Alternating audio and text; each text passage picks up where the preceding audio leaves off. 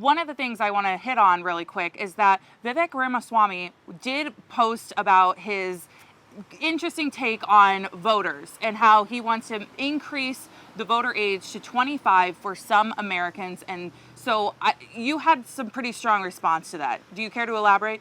He's nuts.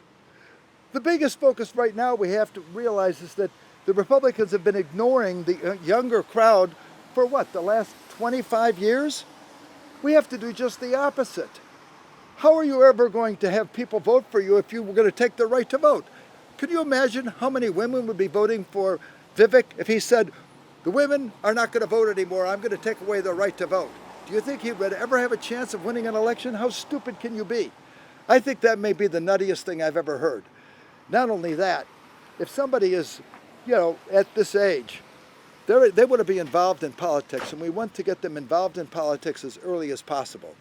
And I think the only way to do that is to start going out to the colleges, going out to the young people, addressing them, and getting them to see what this is all about. Because I think they all realize that inflation is hitting us all.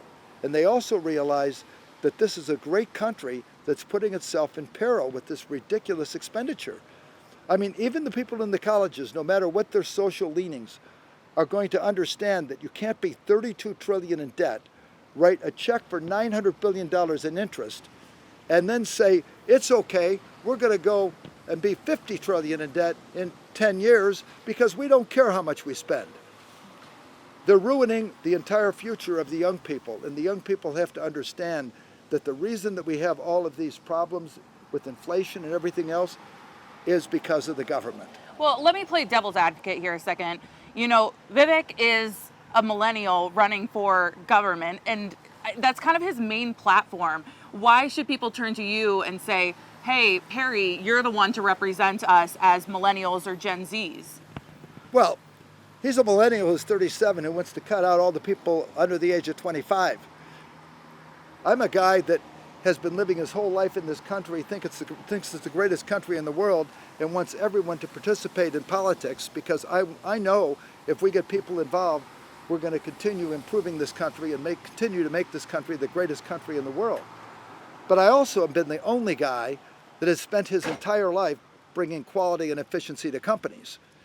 Notice, I have a plan. I'm the only guy that actually has a plan and wrote a book about what to do. And the reason I'm the only guy is that I'm the only guy that's been doing it. It's easy to talk and to criticize and to say, okay, all these things are wrong, but you have to have a solution. And I have a solution. I have been doing all of this my whole life. I'm a guy that literally started with nothing. I'm a guy that was getting eviction notices in grad school because I couldn't pay my rent. And I'm a guy that has since become successful. I thought I was saying 70, I guess it's over 80 companies around the world. None of my companies have any debt. No company has ever gone bankrupt. I have no personal debt. Why? Because I watch what I spend, and I want the government to watch what it spends.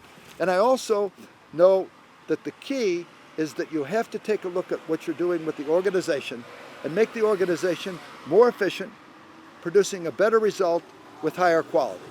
And that's what I've been doing my whole life.